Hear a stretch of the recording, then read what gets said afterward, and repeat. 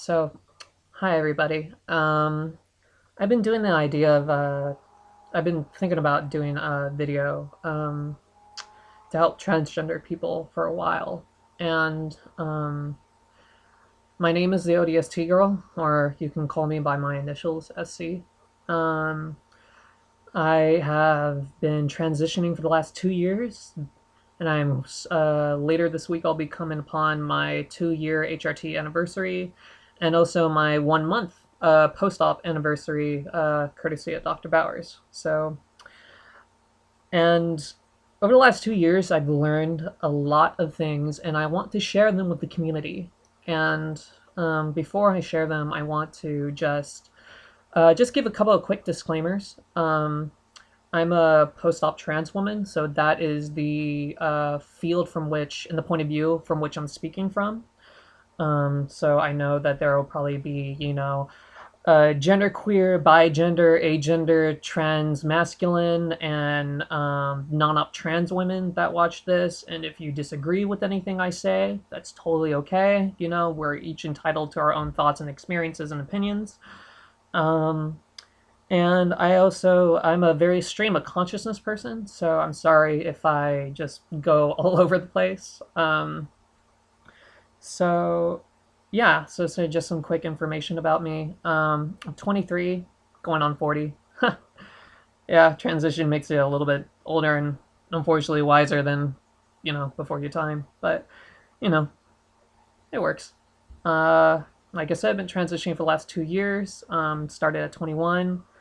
I knew I was trans at 16, and I failed to come out, and that's kind of always been one of my big regrets. But that's something for another time.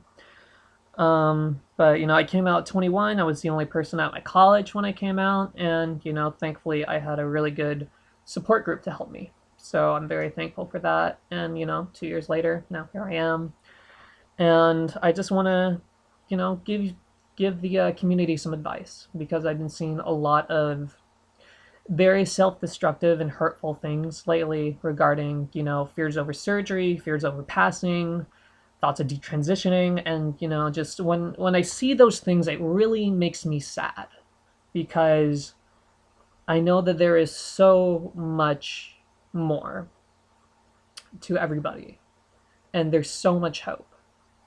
And let's just begin this way. Transition is hard. It's very hard, and it's a long road. And unfortunately, transition forces patience on us as much as, we would like to, just get everything over with. And, the thing for me that I realized was that, you know, the good news is that we are each beautiful or, handsome, depending on who you are. And, that person exists inside us and is also out in the open at the same time. But unfortunately, the other truth is that we are often our own worst critic. Like for example, a common thing I hear is, at least with trans women, is that, we look at ourselves in the mirror and we only see the hormonally male person that we used to be.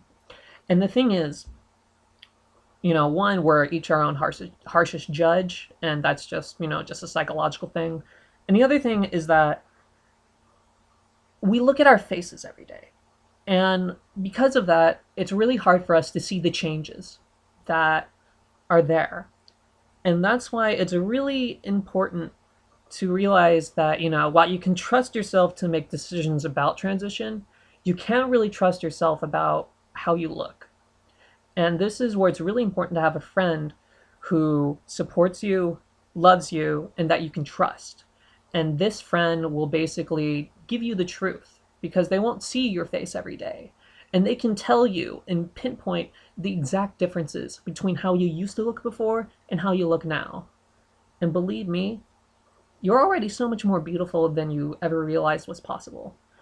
And things get better. They get better bit by bit as each month passes by.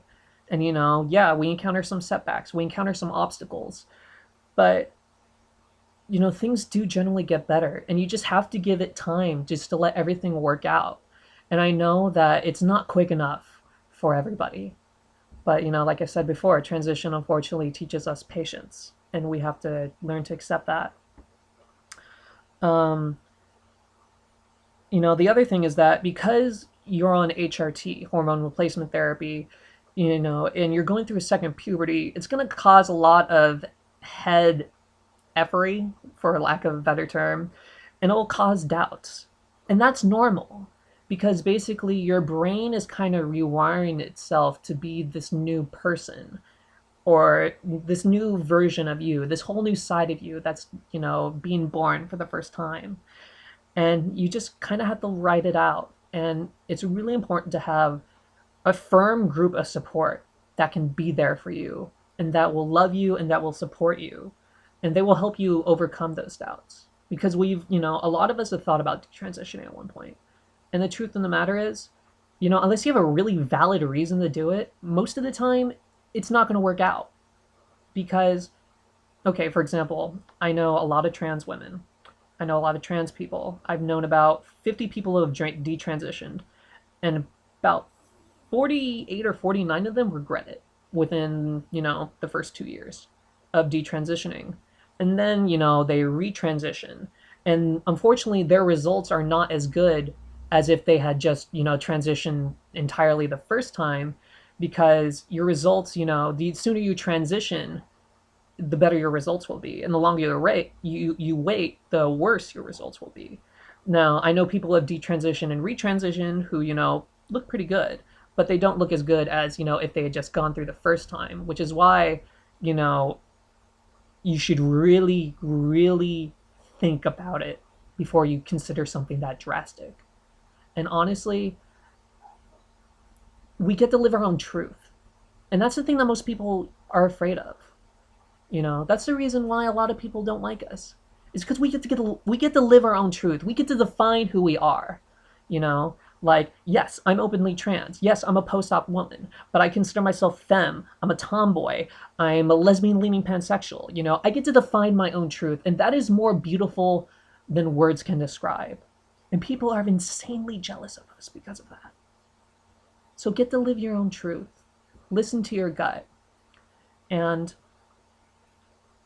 you know, surgery's not that scary. My results are great. My vagina looks like a cisgender vagina and acts like a cisgender vagina.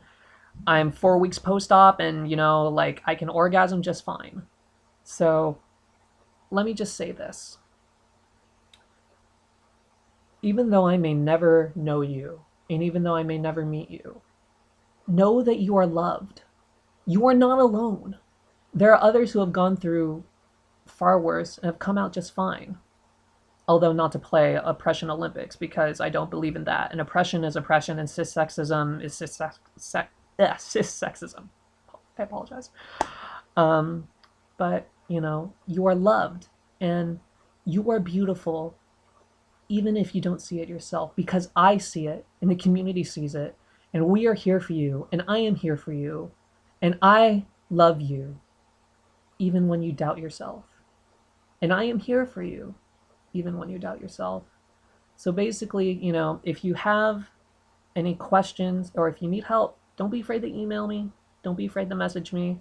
If you know me on Reddit, message me there. If you know me on Facebook, then message me there. If you know me on YouTube, message me there or email me. But I love you. And I hope that one day you will see what I see in you.